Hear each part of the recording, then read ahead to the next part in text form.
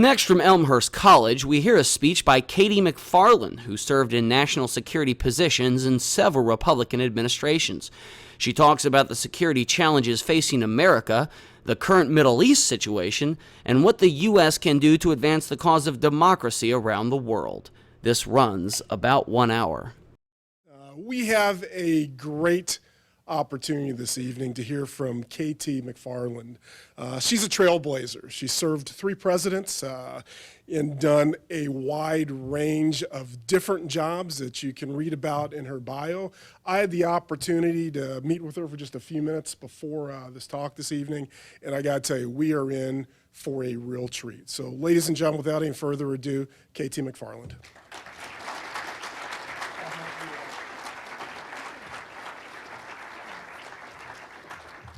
What Wes didn't tell you is that I knew his dad. So it puts us in the generational divide. I'm delighted to see so many of you actually my age and generation. Now that you can read all about me in the bio, I want to find out a little bit about you. I see you've had people from Newsweek and The New Yorker and other places, but how many of you actually watch Fox News? I knew it, okay. I'm the brunette at Fox News. And for those of you who don't get the joke, you'll have to start watching Fox News before you do. Look, I am really thrilled to be part of your lineup of big thinkers, and it's an honor for me to be back in the Midwest. I grew up in Wisconsin, where we looked over at Illinois, and we thought that's where all the really smart, sophisticated people lived. So I am thrilled to be in Chicago.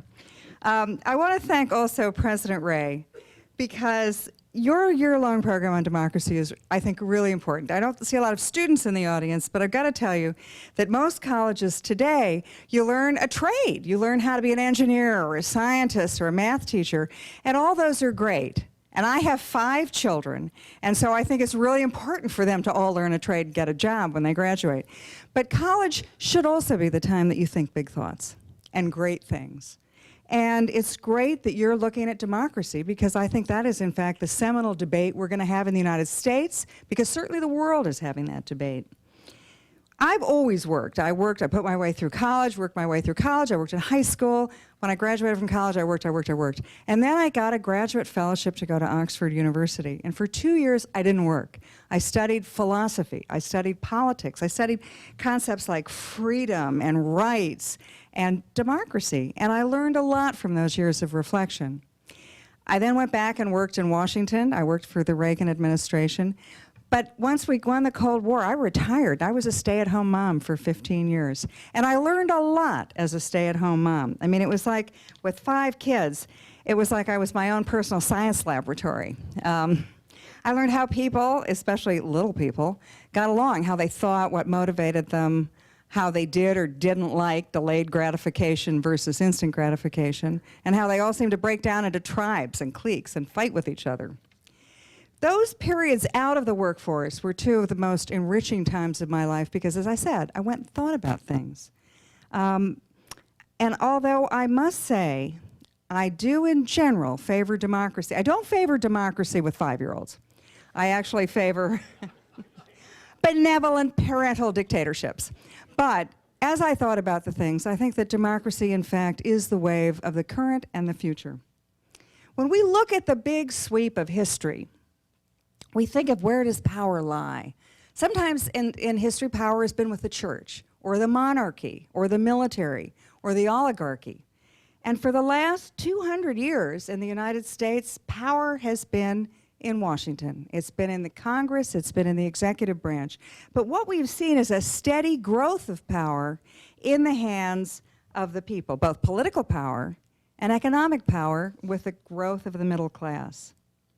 And they've gone hand in hand, democracy and free market capitalism, because without a middle class, we wouldn't have the democratic rights that we enjoy. And without democracy, I'm not sure that we'd be able to have or keep a capitalist free market system for long.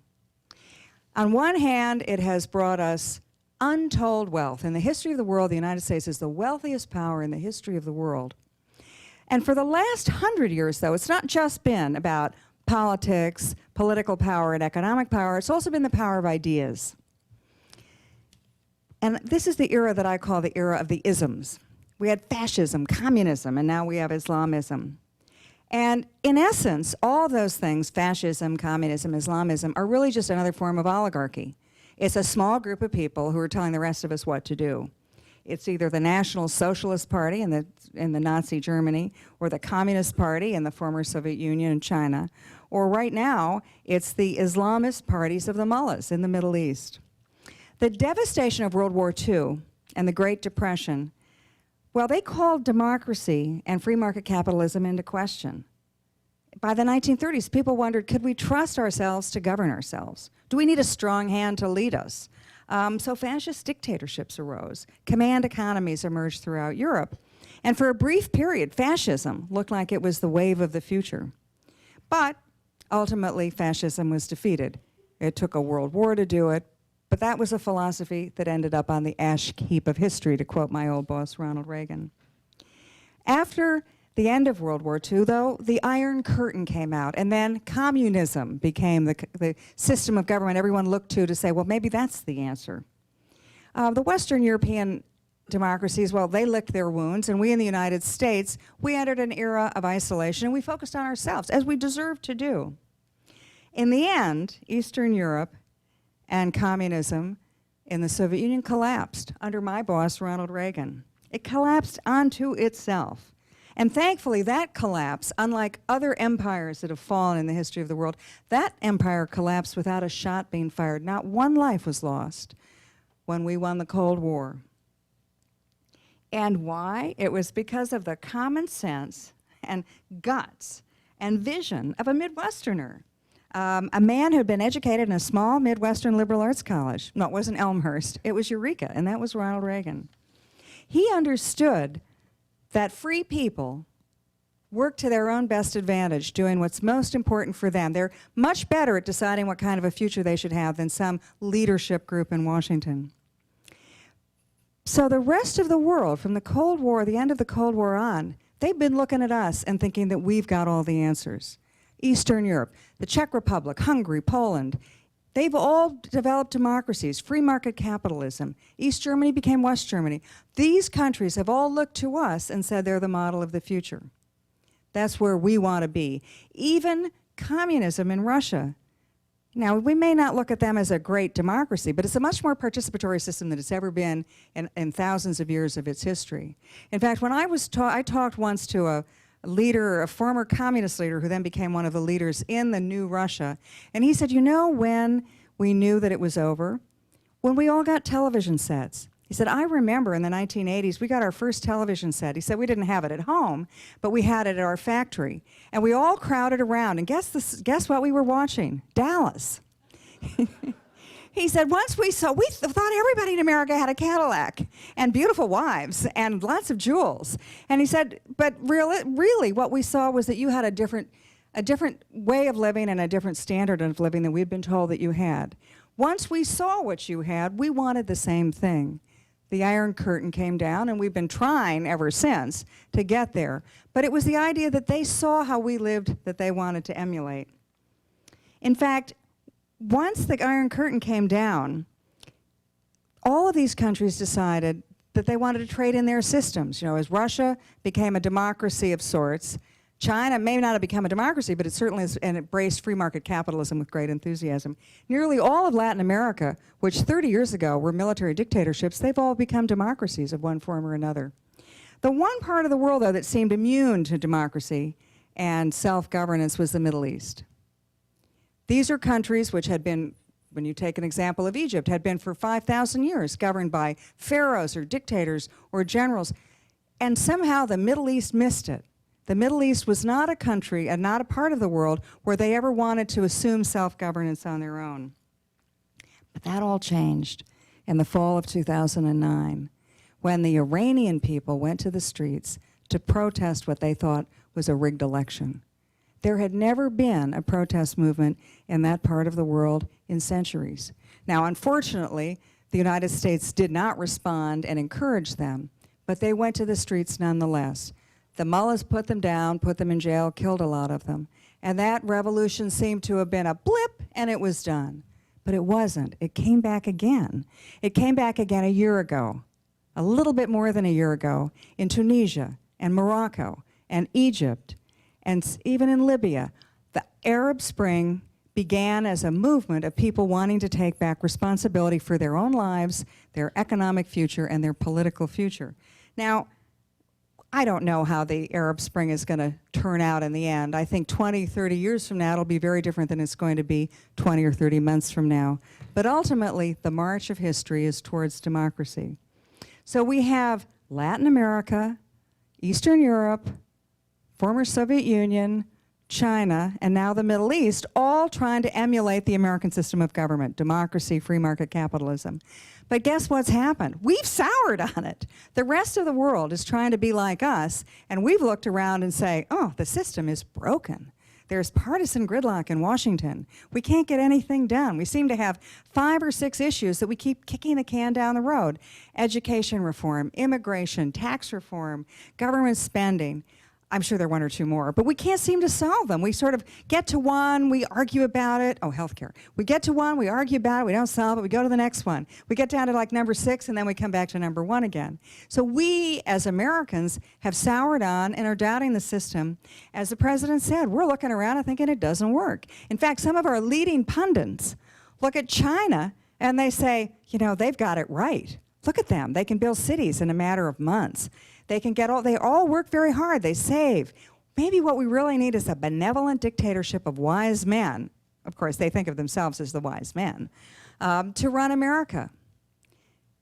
So what the rest of the world is saying, we want to be like America, and America's saying, we want to be like China. What's going on here? I think what it is that there are 2 theories of world history.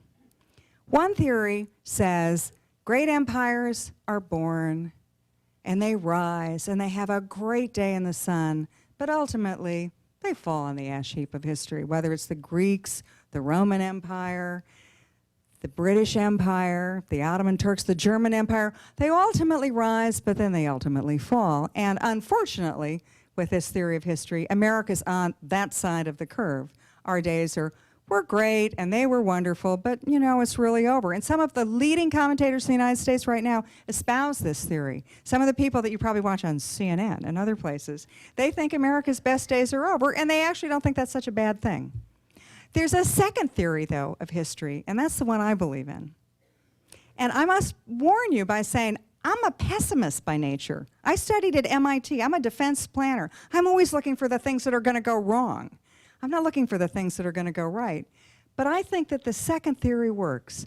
And what's that second theory? That somehow America's different. That somehow America is exempt from those rules of the rise and fall of empires. That, as Ronald Reagan said, we're the shining city on the hill. We're the country that out of many countries we've become one. And why do I think that? Not just because I'm a wild-eyed optimist, because I'm not. I think it because I go through analytically, and there are about 6 things that make the difference, and why I'm confident that America in the future is going to get confident about itself again. 1, why do countries go to war? I've studied war all my life. Countries go to war because they don't like their neighbors. They're fighting over boundaries. They're fighting over resources. What does America have? Do we fight with our neighbors? We have a friend of the north and a friend of the south and a moat to the east and the west. We are uniquely positioned. We don't have the problems that Northern Ireland has. We don't fight over boundaries like China and Russia have done. We're not like Pakistan and India going to war over what we think are resources in Kashmir. The second thing that we've got going for us is tribal, religious, and ethnic harmony. Now, we think we don't have it. I mean, we think we're constantly bickering and, you know, what group are you from? Are you an African American? Are you an Indian American, Italian American? What's your religion? We're going through the culture wars. But in fact, we've got it solved a lot more than every place else does. Look what's happened in the Middle East. They're tearing each other up by the difference between the Shiites and the Sunnis. Or in Syria today, it's the various sects of Shia versus Sunni. Or in Libya, where it's tribal. Or, as I said, Pakistan and India. They're fighting over religion and boundaries and histories. Every country in the world, it seems, is fighting over those ethnic, tribal, and religious differences. Even in Northern Ireland, most of us remember the days of the Troubles, right? When the Protestants and the Catholics were killing each other in Northern Ireland. we've solved a lot of those problems. We're not perfect, but we're a whole lot better than everybody else. The third thing that I think we have going for us is transparency and rule of law and the Bill of Rights. Look at the world today. If any of you are involved in international companies, nobody really wants to do business in Russia. It's resource rich, they've got oil, they've got natural gas, they have gold, but what they don't have is a rule of law. You don't know if your company that you're working for is going to be nationalized or taken over by a Russian oligarchy. Look at the Middle East. Well, they've got a lot of resources, right? But where's the rule of law there? We're not even sure what the rule of law is because these countries are changing and having revolutions so quickly we don't even know who's in charge. In the United States, we do have transparency. Now, we may think that there's a lot that we don't see, especially in Washington with lobbyists and special interests, but for the most part, we've solved that. We've got a series of laws that we all more or less agree with. We're not going to have a revolution. Whether it's the Tea Party or Occupy Wall Street, we're all playing by the same rules. That's not the case anywhere else in the world. The next thing is women and the role of women. The groups that study the value of women in the workforce have estimated that women in the workforce, educated women, is an increase of 40% in GNP. Look around the world today. With the exception of maybe Western Europe and Russia, nobody else educates their women or puts them in the workforce. I mean, in Afghanistan, where I've spent a lot of time, a woman who wants to get an education gets her eyes poked out. Or in Japan, where a woman can get an education but isn't allowed to enter the workforce. If you look at college, anybody who's involved in college admissions today knows that you have to kind of give favorable treatment to men because the female applicants have much better SAT scores and much better grades and much better study habits, right? We're okay, we're on a roll. And so despite what people might say about Ann Romney today, women are doing just fine. And then the final reason I'm really optimistic about America and democracy and the future of free market capitalism is think about the last 100 years, or really since the Industrial Revolution. Why have countries fought world wars? It's been over energy. World War I, World War II, a lot of that was so the Germans could get control of the coal fields in Central Europe. Why did the Japanese attack at Pearl Harbor? Because they wanted access to oil. What have we just spent the last decade and a half fighting over in the Middle East? Oil. What are we talking about fighting over again? Iran, the Middle East, oil, the Strait of Hormuz. It's all about access to energy. Well, this time, it's not something that we've done ourselves, but the good Lord has favored us.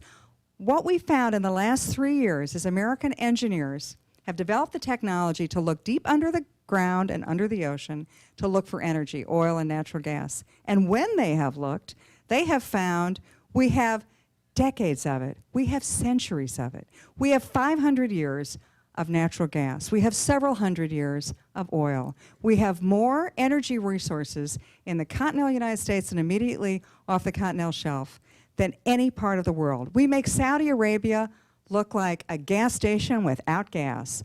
We are the wealthiest country in the world as far as energy goes. Now, we may have disagreements about how and whether to get it out of the ground, but the second thing that we've done and our engineers have done is they have developed new technologies to get the stuff out of the ground, out from the ocean. And so with political decisions, the United States could well be the wealthiest part of the world for the next couple of centuries. So at the end of the day, I look at the political environment that we're in. We can't seem to agree on anything. We can't seem to figure out how to get our deficit under control. We have a debt time bomb that's ticking away.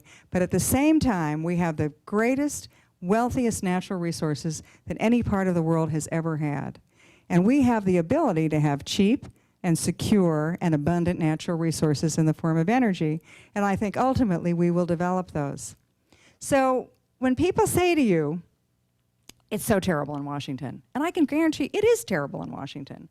We are tearing at each other's throats. We're scratching each other's eyes out over the political issues of the day. But at the end of the day, I think that Midwestern common sense and the ability of the average American to determine his own destiny is one of the greatest beauties and values that we have. I believe in Reagan's City on the Hill. And even if I weren't going to believe in the shining city on the hill, I look at every other part of the world and I say, you know, we may not think we're so great, but they're a whole lot worse. So with that, I think that democracy has a future, not only at Elmhurst College, but in the United States and really throughout the world. Now, I know that many of you who watch Fox News know that I don't normally talk about this stuff. I normally talk about nuclear weapons and whether the North Koreans are going to fire a successful missile and whether we're going to go to war over Iran and what we should do about Afghanistan. So I'm very happy to answer questions for the remainder of the hour on any topic that you'd like to introduce. Okay? Yes, sir. Oh, by the way, you know who I am? I need to know who you are. And I think that when we do questions, you're not just going to stand and scream at me, or as some other fellows have suggested, throw things at me. You're going to stand up, tell me who you are, and speak into the microphone. Does that work for you? Okay. And just to put us on a level playing field, I may come down to you, If too. you have a question, if you would come to the aisles and come to the center aisle, that would be great. Hold on. Oh, you're going to hold it? Okay, thank you. Yeah, but let me tell you, I do a lot of public speaking. Nobody ever hands the mic to somebody they don't know. My name is Milt Honnell, former employee of the college. All of the things that you've described about our country, I think one of the biggest problems we're facing is that the 1% or maybe the top 10% of business leaders and economists and bankers, and they hold so much of the wealth, and the 99% of the population is just struggling terribly. Unemployment and high taxes, et cetera, et cetera. I wish you'd address that problem in terms of the 6 items that you've mentioned. I couldn't agree more. I think that we've got a major distribution problem. You can go sit down now, it's okay. Yeah, I mean, and the question is the 1% and what happened to the rest of us. I actually agree with you, but I'm not so sure who the 1% is. I think that the 1% may be in Washington. I don't think it's necessarily Wall Street or the evil oil companies. I think that we have a government that has grown larger and larger and is regulating more and more aspects of our lives, and that we have fewer and fewer places in that sort of overwhelming regulation to make our voices heard. One thing that has really encouraged me, though, is I thought for a long time that most Americans were just sort of asleep at the wheel. Life was good, we weren't really participating, voter participation was down, candidates' qualifications were down, we weren't really paying attention. But I do think that in the last several years, and look, I'm a conservative Republican, but I've got to say that Barack Obama has gotten a lot of people interested in politics who were never interested in before. I also think Sarah Palin's done the same thing. There's a group of the electorate who never went to the polls. She's gotten them energized. I think the Tea Party has done that. It's people who were never involved in the political process. They've gotten people energized. I think Occupy Wall Street has done the same. Now, one thing that I think that is incumbent upon every one of you is don't just talk about it, go vote. Because the dirty little secret in Washington today is it's not about who goes to the polls, it's who doesn't. What happens? When a candidate wants to run for office, he goes to his pollsters and they say, you know, we're not sure you can win, but what we want to do is suppress voter turnout. How do we do that? What we do is we so negatively and destroy that candidate that the people who were going to go vote for him, whether it was a conservative Republican, a liberal Democrat, they're just going to turn off. They're just not going to go to the polls. And you're not going to get them to go vote for you, but they're just not going to go vote for anybody. And so the secret is that they don't want to tell you is that all the campaign, the negative, that's for a point. The point is that you get so turned off that you just say, a curse on both their houses, I'm staying home, I don't like any of them, I'm not going to vote. That's what they want you to do. Because when nobody votes, who wins? The guy with the biggest checkbook, the guy with the most ability to influence events, the group that has the most ability to have their special interests be heard. And so, is there a solution to this? You bet there is. You just go out there and vote, and don't worry about the negative campaigning. Just go look above it, rise above it, and vote for the person who you in your gut believe in. And don't believe the dirty little stories. I was just having dinner with the president and some others. There's the woman who's the governor of South Carolina, who I met on several times. When she was running for governor, she had like 7 or 8 people who were running against her in the primary. And in South Carolina, you win the Republican primary, you win the governorship. Well, someone came out, the campaign manager of one of her opponents, and said he'd had an affair with her. Well, I knew the guy. I mean, he didn't have an affair with her, and if she was going to pick somebody, she wasn't going to pick him. That was a total lie.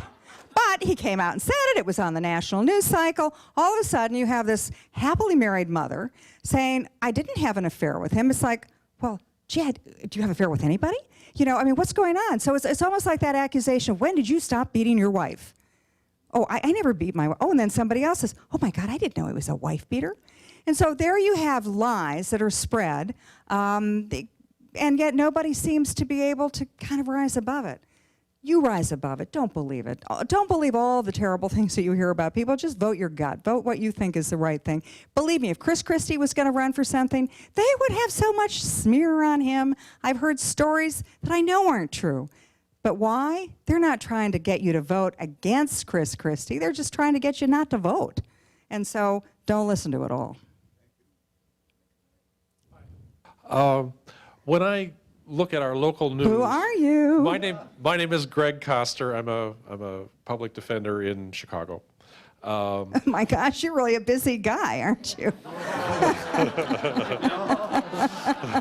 Yes, I am. That sounds like an opportunity that we should send all of our children to intern for you, because as one looks at the political landscape in this state, it looks like you're going to be very busy. Yes.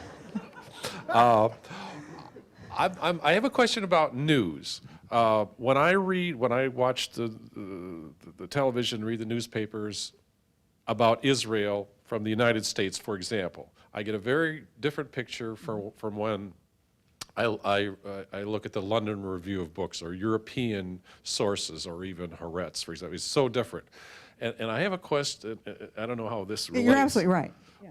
But and generally, we get our news from how we get our news, and you got your news from classified sources, et cetera, when you were working for the presidents. How different is the news that you got from the news that we get? Well, that's a great question. Well, let me just answer your question by saying the fall of the Soviet. I mean, I used to read a lot of classified. I mean, I had the most highly classified security clearances you can get. Who saw the fall of the Soviet Union coming? Nobody. The CIA didn't. Who saw the fall of the Shah of Iran in 1978? CIA didn't see that one either. Who saw the rise of the Arab Spring? Oh, nobody saw that one coming either. Although, if you had a little bit of common sense, you can say, here's a part of the world where all the dictators are really old. There's no successor in mind. The population, 70% of the population in almost every one of these countries is under the age of 25, under the age of 30, and they don't have jobs. Now, do we think there maybe is a revolution coming here?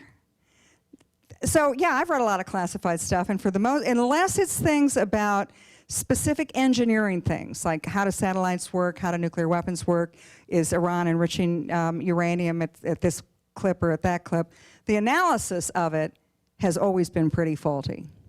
And so what I've read in academic journals or from people who've been to those parts of the world, I often find is far more astute and thoughtful than a lot of the stuff you would find from the intelligence communities. Frankly, if I can diverge a little, that's one of the reasons why we had a problem with Iraq. Because the intelligence communities, you know, they got that one really wrong, right? Weapons of mass destruction. There weren't any. And one of the reasons the Bush administration sort of went through these unusual sources to try to figure it out is they didn't think the intelligence community was getting things right. Well, they didn't get it right either when they then went and cherry-picked and what's called stovepiped some analysis. I think, though, that with that whole, if I can just diverge for another little minute, what we're going to see with Iran right now is that the intelligence community is saying to itself, ooh, we got Iraq so wrong. We want to make sure we don't get Iran wrong. And so I think they are looking, they're being too conservative in their assessment of Iran's capabilities. But, you know, so much of any analysis, and even as a public defender, I'm sure you hear a lot of stories, you've got to get that second sense of judging and using your own common sense, and don't just always believe the experts, because frankly, in my field, the experts have always had it wrong. Who's had it right? You know, if you ask, let me ask, all right, the American public, right? How many of you think it's time to leave Afghanistan? Leave Afghanistan. Okay. You're all right. How many people in Washington make that decision? How many presidential candidates, Republican, Democrat, in the White House out? Nobody's going to take a stand on that one, right? They're all trying to kick that can down the road till after November. I think an enormous amount of common sense is the single best element you can have in your toolbox to kind of make the right decisions. You have to tell me who you are, and don't get too cozy sitting there. Oh, I was giving you a lot of time. Patrick Letty, I'm from Park Ridge, and I'm a quarter cheesehead. Oh, good. Yeah. I have a three-part question. Are you a Packer fan? What town are you from in Wisconsin? And what did you think of Donald Rumsfeld as Secretary of Defense? Woo! This is on the record or off the record? Okay. I'm an Italian girl who grew up in Wisconsin. I'm still looking for Vince Lombardi. I just think the Pack will be back eventually. Madison. But I grew up in Madison, and my folks had nothing to do with the university. I was the first kid in my family to go to college. And the third question was the really hard one. I think Secretary Rumsfeld, as Secretary of Defense, certainly as the second time he was Secretary of Defense, did a very good job of looking at the procurement process of the United States military. How do we choose weapons and we buy them? And I think he streamlined that. I think he did that very well. I think he had great difficulty dealing with the American military. And I think he made some crucial mistakes with Iraq. And I think I'll leave it there. We can talk afterwards. My name is Robert Sullivan, and I'm just curious what exactly you mean by Islamist, if you could maybe clarify that term and how it relates to democracy and global security. Yeah, it's a word that people throw around this word: Islamic, Islamist, Islamophobic, Islamist fascist. The way I look at it is there are countries in the Middle East which have Islamic governments. In other words, Saudi Arabia has one. Turkey is ending up having one. There are a number of Middle East countries which base their legal system on Sharia law. Iraq does. Afghanistan does. Those aren't our enemies. Those are just countries which are having governments that really, are in line with the way they look at the world. Islamist, I think, is something very different. And that's the countries and the groups, and not even the countries, it's the subnational groups who want to impose their ideas on others. It's those groups that feel that it is a struggle between democracy, between Christianity and Islam, who feel that the struggle is one where one guy's going to win and the other guy's going to lose. That's the group that I'm more upset with. And I don't think right now, except for Iran, there are countries which are Islamist countries. I think there may be when we have elections throughout the Middle East. I think it'll be a temporary thing, but that's the next step to see. However, there are sub-national groups which are Islamist, and that would be, Al-Qaeda. You can, you know them as well as I do, Muslim Brotherhood, etc. Thank you. I knew there had to be a woman here who would ask a question. Well, it's going to be an easy one. My name is Kathy Willis. I'm a librarian here at the college, but I also am currently running for the State House of Representatives. What do you think we can do to encourage more people to be involved in government on any level, whether it's, I currently am on my local school board, and now I'm hoping to go into the State House. How do we get more people involved? I know the turnout at the primary was so pathetic. Yeah. And just Did you win the primary? I was luckily unopposed, so yes, Okay, I did. awesome. That actually is the best way to win the primary. I have a yeah. wonderful win for the primary. Big haul for the November election. How do we get people excited and involved and want to get out and vote and be actively involved in their local politics? I think one person at a time. That's what I'm doing now. Yeah, and and why? Now, if you look, why do people vote? Why do people show up? They vote for somebody they know. They vote for somebody who they think is like them. Well, how do you know them? Because you've knocked on the door, they've shaken your hand, they've met you. Unfortunately, I think in politics, in government politics, in the last 30 years, it's been a very different system. It's been about raising money, a lot of money, from people that you then owe things to, never meeting real voters, but raising all that money to then buy campaign and ad time and to make yourself look really good and like a total phony, right? So if you can somehow jump ahead of that and go and talk to people one at a time, and there's nothing that beats shoe leather, That's the best way to get people enthusiastic. One book that I read, and you go sit down, Kathy, but the thing about Ronald Reagan that was really amazing is that he is one of the only political leaders of my time who really wanted to go talk to people and really listen to people. What Reagan would do is when he had an idea, he didn't necessarily just want to convince the guys in Congress. He had what I would call the boomerang effect. He wanted to convince the American people, go above the heads of the media, above the heads of Congress, talk to the American people.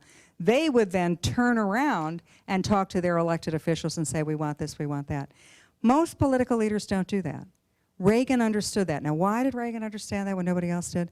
When Reagan, he was a movie star, right? And then after he was a movie star, he worked for GE.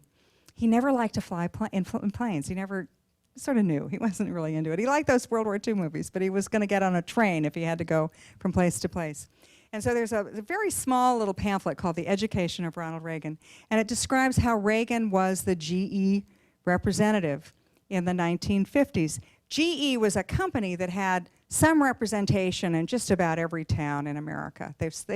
Every town had some aspect of a GE production. And when Reagan would go to these towns to speak to the GE workers, the local people would all show up. It would all be in the school basement or in the high school gym. And so he got used to talking to people. And he would then take the train to the next town and talk to the next group of people. He became very comfortable talking to people, listening to them, having them yell at him, having them disagree with him. He understood that there is something really, there was almost a sacred bond between Reagan and the average American person. He could talk to them without talking down to them. He could take very complicated ideas and explain them very simply so that you would remember them. People before Reagan had tried to reform welfare. Everybody had been trying to reform welfare since the beginning of welfare. Nobody could figure out how to get the public support. What did Reagan do? He painted pictures. He talked about the welfare queen driving the Cadillac and cheating on welfare. Everybody got that picture in their head. When Reagan talked to Gorbachev and he said, tear down this wall, again, he was talking to people and he gave them a picture. When Reagan went to Normandy, and you had those pictures of Reagan standing in front of the white crosses of Normandy, that was a picture that he showed America was back and we stood for something and we believed in what all those people sacrificed their lives for. So I think that the best thing you can do as a political candidate, first of all, believe yourself. Don't get sucked into the experts who will tell you this, that, the other, and also just go and talk to people. And whatever you do, just keep true to who you are. You know, so many people run for office because they need it to feel good about themselves, or they want to be famous, or they want to be important. Run for public office because you want to make a difference. Because if you don't, you're going to just be co-opted like everybody else. So anyway, that's my 2 cents. You're shaking your head, and I'm sure you want to disagree. Yes, I'm Dan Cosgrove. Hi, Dan. You've been talking about President Reagan quite a bit. However, I've been told that the price of freedom is eternal vigilance. Now, the last few years, we've had young kids over fighting for this, fighting for that. I'm not even sure what they were fighting for. How do you see in the future our security being handled by us as civilians or by the military? Well, first of all, I would say that the line that I loved the most about Reagan was he would talk about peace through strength. Most people just think that's a throwaway line. It wasn't a throwaway line. It was the idea that if you had a strong enough defense capability, a strong enough military, nobody's going to pick a fight with you. Then you don't have to use it. You don't build a military because you want to use it. You build a military because you don't want to use it, because you're going to scare everybody else away and nobody's going to pick a fight with you. As far as what we have done in the last, let's say, 10 years, I couldn't agree more. I mean, I'm part of that group that doesn't believe in invading countries. I sure don't believe in getting in the middle of somebody else's civil war. But on the other hand, I don't believe in just letting everybody go about doing what they want, take advantage of us. I believe in economic warfare. I think that what we should have done, well, let me just say what we should do in the future, what we should have done in Afghanistan and Iraq. When we got into Afghanistan in October of 2001, what was our mission? Defeat and destroy al-Qaeda. We had done that by 2003. and one in December. Al-Qaeda was on the way out of Afghanistan. There were less than 100 of them. They were going over the Tora Bora Mountains between Afghanistan and Pakistan. Osama bin Laden had written his last will and testament, and they got onto a ratty old bus and they went across to the Tora Bora Mountains. I think we should have followed him and killed him. And then I think we should have gone home. What we did instead was we went to our friends the Pakistanis and said, here's $2 billion a year, you find bin Laden. And what we did was that we stuck around to build Afghanistan. When I've been to Afghanistan, there's a place in Afghanistan called the Bamiyan Valley. You get there, you don't get there by road, you get there by helicopter. And you get to the Bamiyan Valley, it's in the Hindu Kush Mountains. And it's a valley that's, oh gosh, it's probably not a whole lot bigger than Elmhurst campus, maybe twice the size of the Elmhurst campus. At one end of the Bamiyan Valley are limestone cliffs where Buddhas had been, the 30, 50-foot tall Buddhas had been carved in the 4th and 5th century by the Buddhists, blown up in the 20th century by the Taliban. At the other end of the Bamiyan Valley is a place called the City of Screams. Again, limestone cliffs, and there'd been dwellings and houses carved out of the limestone cliffs. Those have been carved out in the 8th, 9th, 10th century. Genghis Khan came in the 13th century and killed every man, woman, child. To show that he had been there, he left the cliffs and left the dwellings. At this end of the Bamiyan Valley, it was a New Zealand base, that was the NATO base in part of the NATO forces. And so I sat down with the commander of that base, there were about 200 Kiwis there, and I said, well, you know, what's your mission here? And he said, well, you know, we're really so proud because our forebears were here as well. You know, my great-great-grandfather was here with the British Army when they were in Afghanistan in the 1830s, and here we are in exactly the same place. And so at the bottom of the Bamiyan Valley, I went down to the Bamiyan Valley, I went on a highway that we had built, no cars, mind you, because there are no cars in Bamiyan. There are only donkeys and people walking. And so at the bottom of the valley there's a field, and there are 5 Soviet tanks that were abandoned. And it looks like they just got out of the tanks and went home. At the other end of the Bamiyan Valley, I found a farmer. He had 2 oxen and a wooden plow. And he was just plowing his field. He's been plowing his field before the Buddhists. He was plowing his field before Genghis Khan. He was plowing his field before the Brits, before the Soviets, before the Kiwis. He's going to be plowing his field long after we've gone. I think that was a mistake when we try to build nations in other parts of the world where we don't understand their cultures. So I agree with you. I think we should have left Afghanistan a long time ago. In Iraq, if we thought there were weapons of mass destruction and we didn't find them, we would have said, victory, no weapons of mass destruction, they're gone, we should have left. More to the point, that how do you see the military providing our security overseas? Well, look, the military does what the military, I mean, one of the great beauties of the United States Constitution is civilian control of the military. It's not the military guys who are doing this. In fact, most military people you talk to think that we should have left those countries a long time ago. It's our civilian leadership of both political parties who have kept us in these wars. Now, so I don't think it's our military that's at fault. It's our political leadership which may choose the wrong fight to be in. How are they going to keep us safe? I think peace through strength is an awfully good way to do it with a strong American military. I don't think that the idea of cutting the military budget and reducing our military footprint and our capability in the world is a great way to keep anybody's peace. I don't think we want to play by China's rules. Glenn Sebesta, Elmhurst resident. Do you think our democracy would be enhanced by term limits on the legislative branch? Absolutely. I'd slap those things on as fast as I could. You talked about co-opting, so both sides, it's neutral then. What about upper end age limits for the federal judiciary? Oh, you mean if they you mean they get too old, we kick them out? Or if they, like FDR wanted to do, if they get too old, we get another one in their place? Probably the former. Well, 60 used to seem really old. It doesn't seem so old anymore. No, I don't think you have upper age limits, but I do think you have term limits. It would solve an awful lot of problems, and I would do term limits immediately. Now, why do they not have term limits? Because everybody, you finally get in, right? You're not about to limit yourself. The way we would ever get to term limits is we would have a president or congressional leadership who would be nobly enlightened and say, I'm going to support term limits. Or you do what I often will do, and I just say, I don't vote for incumbents. I'm imposing my own term limits.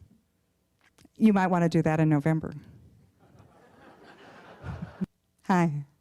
I'm Sadaf. I'm a freshman here at Elmhurst College studying political science. Okay, so you said how Islamists or Islamophobia is like passed around the words, and Sharia has come up in the past few months. And you also said that America has its set of laws and rights that I don't think that will ever get changed because of Constitution. Then my question is, why does America worry so much about Sharia taking over? It's a good question. You know, why does America worry about Sharia law? You know, and you know, are we going to become a Sharia compliant country? I think part of it is the partisan divide, and it's an issue that you know, can get excited over. I also think, though, if you look at Europe and what has happened in Europe, and particularly Britain, parts of the Netherlands, and in France, where the Brits, in fact, in their efforts to try to create multicultural societies, in fact, had Sharia courts set up that people could go to. If you're a British subject, you could choose. You could go to a Sharia law, you could go to Sharia judge, you could go to the guy with the wig, you know, the British judge. And I think that was a mistake. Even in the most liberal European countries, in Germany, Angela Merkel has come out and said, we tried multiculturalism, it didn't work. So I think that for a lot of Americans who are excited about this issue, they look to Europe and say, ooh, we don't want to make those same mistakes that they made. And so they're being extremely vigilant here. I don't worry about Sharia law. I think that we're not about to change our legal system. But there's some Muslim leaders who have fed that same flame. Do you remember the Ground Zero Mosque, the imam? Well, right after September 11th, his name was Faisal Abdul Imam Rauf. Right after September 11th, when I was trying to figure out why do they hate us? You know, why did my friends die? I took a course on Islamist religion, Muslim religion from this guy, from the imam, and he explained about the religion, and I learned a lot. And then when he became the imam of the Ground Zero Mosque, I asked him, I saw him at another event, and I said, you're an American citizen, and we have a constitution, we have American laws, but you're talking about Sharia law. Tell me which constitution, which governance, which system of laws do you think is the supreme one? And he gave me a terrible answer. He said, well, I think the American Constitution is Sharia compliant. I didn't want to hear that. I wanted him to say, I'm a devout Muslim, I believe in Sharia rules, but I'm an American citizen and the Constitution is the law of the land. So I think that there are people on both sides that are inflaming this issue. I don't think it's a big deal. I think the bigger national security interest in the United States is the economy. Because if you don't fix that, everything else, defense budget, foreign aid, those are all collateral damage. A lot of natural gas coming out. Yeah. Does that mean Chicago won't be going up to $5 a gallon this summer? Well, natural gas is different than gasoline coming from oil. No, I think the price of oil is going to go up because I think there's going to be a crisis in the Middle East, and I think the price of gasoline will go up, and I do think it'll become a political election issue. Now, I don't think the answer is a bunch of windmills. I think that it's all of the above, that the United States should exploit the natural resources that the good Lord has given us, and we should also develop alternate technologies, but we shouldn't do one or the other. And I sure don't think we should be subsidizing any of these. Let the free market prevail. Don't buy an SUV. You have a Jeep, get a bike. I'm Fred Poppy, and I want to take issue with one of the things that you just said a few minutes ago. I don't believe that term limits is an answer at all. First of all, we have elections. That's obviously a way to get a term limit. But think about term limits. So you serve 3 terms in Congress, and then you go into the Senate and serve a couple terms there, and then you work for one of the companies that influence legislation for a couple of years, and you come back and start over again. I would think a much better answer might be that if you're in government service, the only pension you get is Social Security. That might, Amen. That might cure a whole lot of issues of longevity in any of our elected offices. I would go you one Thank better. you. It's not just that they should only have retirement that's Social Security. They should be forced to take the same health care that the rest of us are going to be stuck with.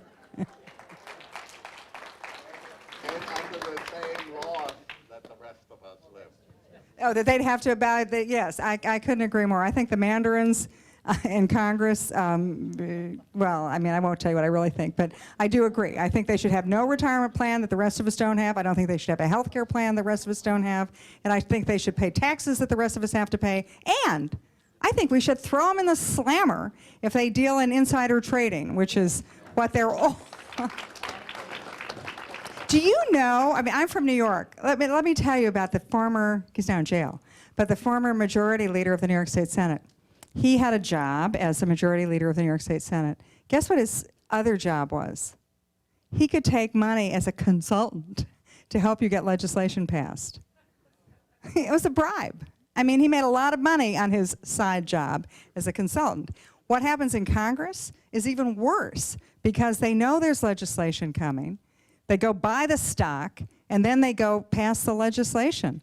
Anybody, if you did that, man, you would have, where's that public defender? He'd be after you so fast. You can't do that. Congress, guess what? That's legal. And they've now just introduced legislation to make it illegal. It's going nowhere. You know what I really believe in, though, is sunlight. I just want to see all this stuff go online, and I want to see us all have access to, we want to know what they're doing. And let me just diverge by saying, when you were talking about great Republican leaders, there's a guy who was the treasurer of Nebraska.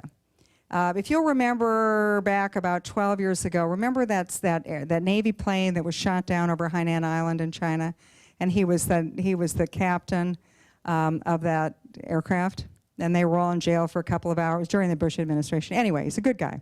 And so he then ran, he's an accountant, and he ran for treasurer of the state of Nebraska. And he said, you know, I'm an accountant, I'm a numbers guy, I'm kind of a wonk. And he said, we thought we'd do this little experiment. We would put all the contracts that the state does online. He said, we thought it was going to cost a lot of money to sort of put all these at the database. He said, so we offered internships. And college kids, if they wanted to come and they could work for the state of Nebraska and they would just data entry. He says, we got everything online. It cost us $30,000. It was so easy and so cheap, we can't believe we didn't do it before. He said, once we put this stuff online, we saw a lot of things.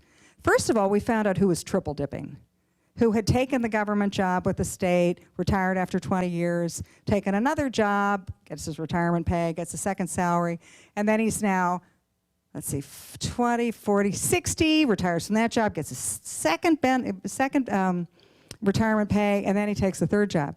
He said, once that all went online, we weren't having that problem anymore. And then he said, we found out with our prison system that we were buying uniforms, that one prison had extra uniforms for prisoners, and the other prison didn't have enough. So that other prison was going to order more. The first guys were just going to throw them away. So we then cooperate. You know, we realized that once we put stuff online, we found out stuff that we didn't know. He said, I was a treasurer of this state. What's happened? Nebraska's got the best good governance award of any state in the country.